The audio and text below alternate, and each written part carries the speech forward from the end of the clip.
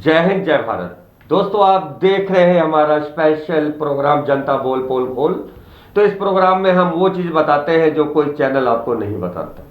तो आज हम चलते हैं और ऐसे मुद्दों के साथ हम आपको दस्तावेजों के साथ बताते हैं और हम बताते हैं कि कैप्टन सरकार ने चोर दरवाजे से कैसा एक नोटिफिकेशन निकाला है जिससे पूरा व्यापार, पूरे आम लोगों पे असर पड़ेगा। और सबसे बड़ी बात, ये घर घर की कहानी है। तो घर घर पर किस तरह से कैप्टन सरकार ने नोटिफिकेशन जारी करके ऐसा टैक्स लगा दिया है, हम उस टैक्स के बारे में बात करेंगे और वो उस पत्र के बारे में बात करेंगे, उस नोटिफिकेशन के बारे में बात करेंगे जो नोटिफिकेशन 13 जुलाई 2020 को जारी किया गया है। तो ये नोटिफिकेशन जनता से जुड़ा है, लेकिन सबसे बड़ी बात है कि इस नोटिफिकेशन को किसी भी अखबार में जगह नहीं दी गई, किसी भी पोस्टर पर नहीं लगाया गया, किसी भी नोटिस बोर्ड पर नहीं लगाया गया और जनता से जुड़ा ये नोटिफिकेशन है।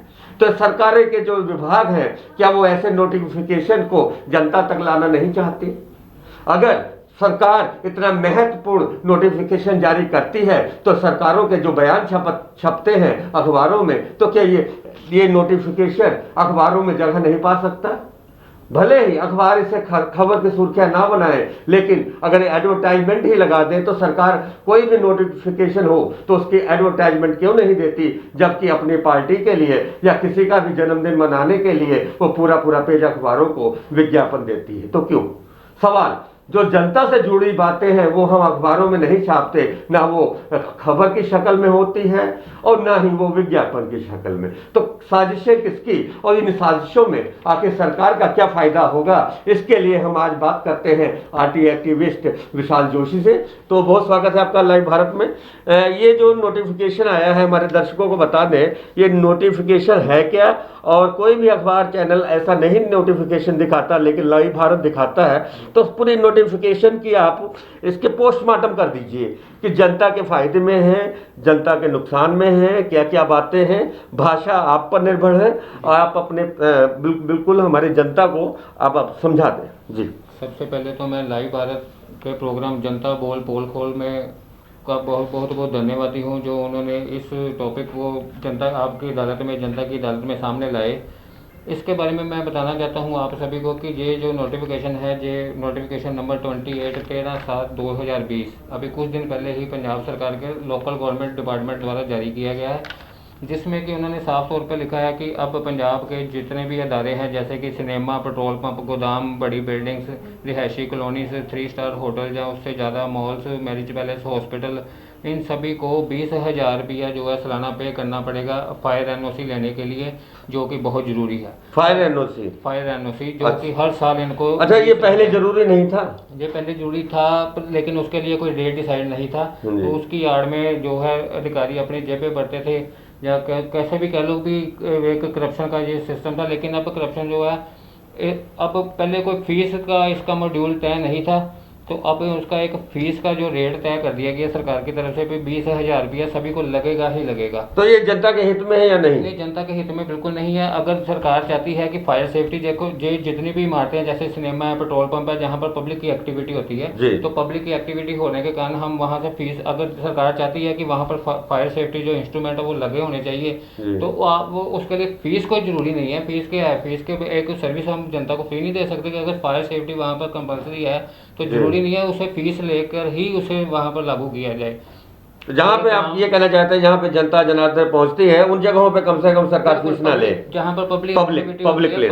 तो ये सिनेमा अगर पब्लिक प्लेस है, प्राइवेट है, चलो सरकार इनसे कई तरह के टैक्स वसूली करती है। चले दूसरा क्या है जी? उसके बाद आते हैं जैसे होटल जो 3 स्टार रेटिंग से कम है, और जो बिजनेस अदारे हैं, जो ज़्यादा बड़ी बिल्डिंग्स हैं, जो 15 मीटर से कम है जिनकी ऊंचाई, और जो 15 मरले से कम के जो प्लाट हैं उनके ऊपर भी 10,000 रुपया जो फीस डिसाइड कर दी गई है। ये इससे क्या, इससे जनता के पे बोझ है, जनता के हित में बहुत बोझ है जी, बहुत बोझ है। आजकल कोरोना वायरस की वजह से वैसे ही लोगों का व्यापार ठप है, 4-5 महीने से किसी को कोई कमाई नहीं है। तो ऐसे में इस टाइम पे जब कोरोना वायरस महामारी के कारण सारी दुनिया जो है तंग परेशान है, लोगों के व्यापार भी कम हो गए हैं, लोगों के पास ऑलरेडी पैसा नहीं है, कई तरह से टैक्सेस से वो परेशान हैं, तो जी। ऐसे में इस माहौल में इस टैक्स को उनके ऊपर ठोकना, जो इस जी। फीस को थोपना, ये भी बिल्कुल सरासर गलत है। तीसरा नंबर, उसके बाद इन्होंने किया है होर व्यापारिक अदारे या अदर कमर्शियल इंस्टीट्यूशन जो कि 5 मरले यानी कि 125 गज से कम, जिसमें सारी दुकानें आती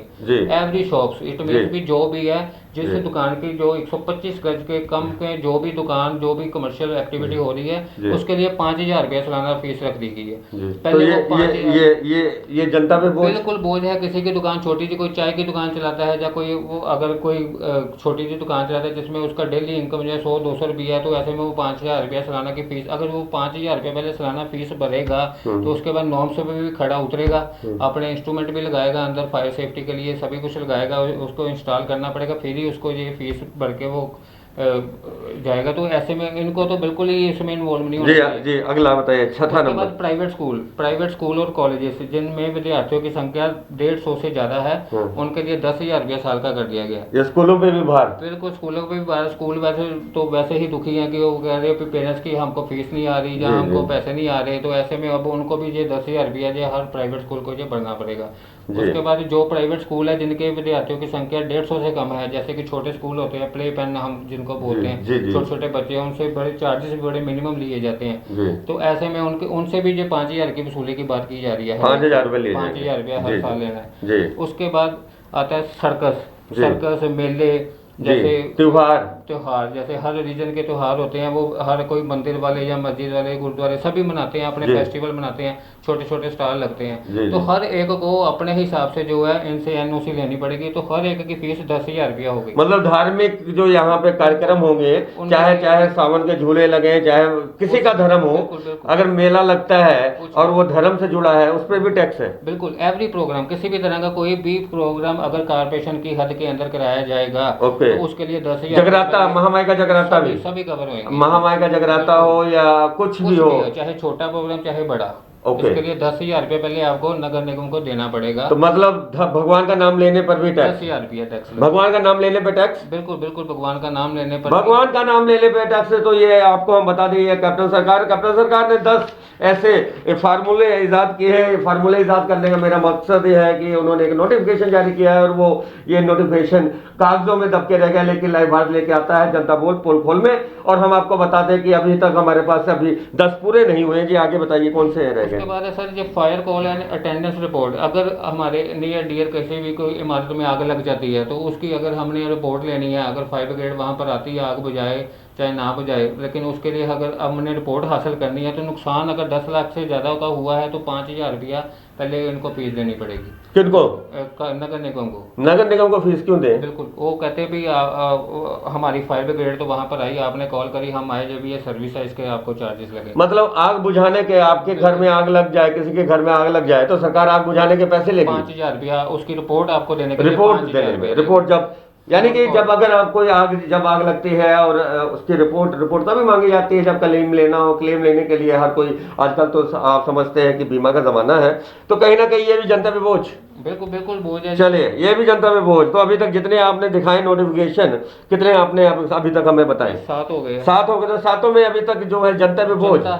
चलिए, तो अगले 3 बताइए। 8 नंबर पे है जो fire call and attendance report, जहाँ पर नुकसान की जो है वो 10 लाख से कम है। अगर किसी के छोटे से मकान, कोई बंद पड़ा मकान, हमारे आसपास सराउंडिंग एरिया में कोई मकान बंद पड़ा, वहाँ पर अगर आग लग जाती है तो नगर निगम आग तभी बुझाएगा, उसकी रिपोर्ट तभी देगा जब 2,000 रुपया उसको मिलेगा। बिल्कुल सही बात है, तभी देगा जब 2,000 मिलेगा। तो ये भी एक बोझ। बिल्कुल बिल्कुल। तो अगला बोझ क्या है? अगला बोझ इन्होंने 2 चीज़ों को पार किया। एक तो सरकारी प्रोग्राम, जितने भी सरकार की तरफ से जो प्रोग्राम किए, एक है झुग्गी झोंपड़ी वाले या जमींदार जिनके खेतों में आग लगने पर जो है फायर सर्विस की रिपोर्ट देनी होती है, उसके लिए कोई इन्होंने फीस। तो जमींदारों के अगर जमीन में आग लग जाए तो उसके जमींदारों को इसमें से बाहर निकाला गया। जमींदारों को बाहर और झुग्गी झोपड़ियों को। तो झुग्गी झोपड़ियों और जमींदारों का मतलब कुछ मिलान मैं समझ नहीं पाया। पता नहीं, इनका नोटिफिकेशन है, इनको कोई अच्छा नहीं, कोई मिलान झुग्गी झोपड़ी और जमींदार का खेत, ये कौन सा मिलान हुआ?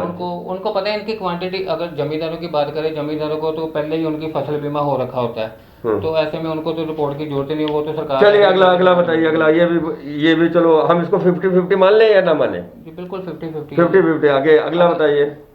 इसके बाद सरकार ने जितने भी सरकारी प्रोग्राम और धार्मिक प्रोग्राम है, इसमें फिर इन्होंने ये एक ना कंफ्यूजन पैदा कर दी है पॉइंट नंबर 6 में और 10 में। अच्छा, लड़ा दिया है। बिल्कुल, एक तरफ कह दिया कि पैसे जमा कराओ, दूसरी तरफ कह दिया कि कोई कुछ नहीं। धार्मिक प्रोग्राम की प्रवानगी देने संबंधी कुछ नहीं, लेकिन 6 नंबर में इसको तो पहले इस नोटिफिकेशन के मायने आप 10 आपने नोटिफिकेशन बताए, तो ये जारी हो चुके हैं, तो जारी हो चुके हैं, तो इसमें जनता का कितना फायदा है? नहीं, जनता को कोई फायदा नहीं, जनता का नुकसान ही नुकसान है ऑलरेडी। अच्छा, नुकसान है, और ये जेब भरने, खजाना भरने का एक तरीका है। तो ये कौन से डेट को हुआ इशू? ये होगा 13/7/2000। और इसको इशू किसने किया? इसको इशू किया पंजाब सरकार के लोकल गवर्नमेंट विभाग में। ये कौन है, मंत्री कौन है? इसके मंत्री है श्री ब्रह्म महिंद्रा जी। अच्छा, ब्रह्म महिंद्रा जी की कमान किनके हाथों में है? ये तो कैप्टन अमरिंदर सिंह के।